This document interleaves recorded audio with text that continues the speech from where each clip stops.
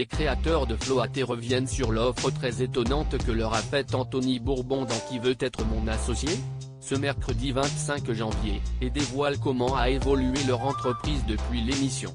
Les créateurs de Floaté ont fait le bon choix. Ce mercredi 25 janvier 2023, M6 diffusait un nouvel épisode de Qui veut être mon associé?, avec, au casting, Thibaut et Philippe, un duo d'entrepreneurs venus présenter leur t-shirt pour enfants Tantinoyade. Le produit a immédiatement emballé Anthony Bourbon, qui a fait une offre inédite, 100 000 € pour 20% de leur marque, la moitié de ce qu'il espérait, mais seulement s'il acceptait de ne pas écouter les offres de ses camarades. Un choix cornélien pour les deux entrepreneurs, si est vrai qu'on s'est immédiatement demandé si ce n'était pas une erreur de ne pas attendre les propositions des autres investisseurs, mais, étant donné qu'on avait un délai de réflexion pour se poser, on en a profité, explique Thibaut à Télé Loisirs. Qui veut être mon associé?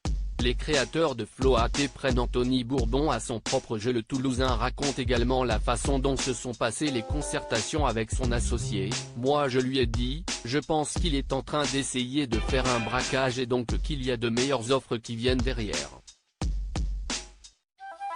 Et Philippe a répondu, justement, servons-nous de ce braquage pour prendre Anthony Bourbon à son propre jeu et lui demander de s'aligner sur notre valorisation.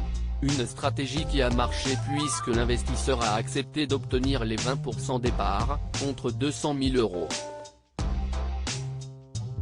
Heureusement qu'on a eu ce temps de réflexion pour pouvoir retourner la situation à notre avantage, se félicite Thibaut, qui assure que le risque pour eux était, tout de même très limité. En y réfléchissant, on s'est dit qu'on avait très bien négocié.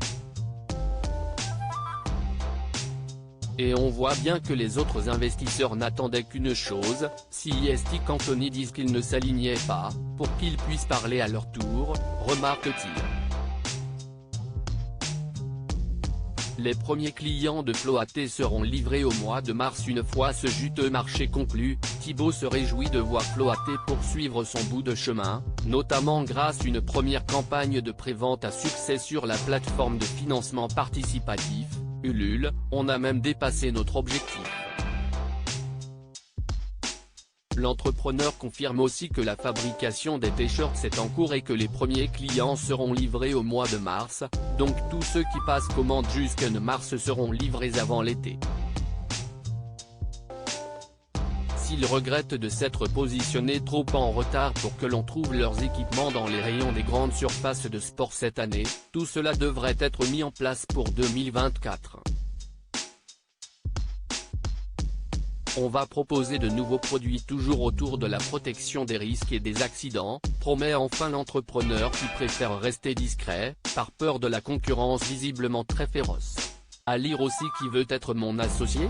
Que devient Nelly de Beauty Mix, le coup de cœur de Jean-Pierre Nadir.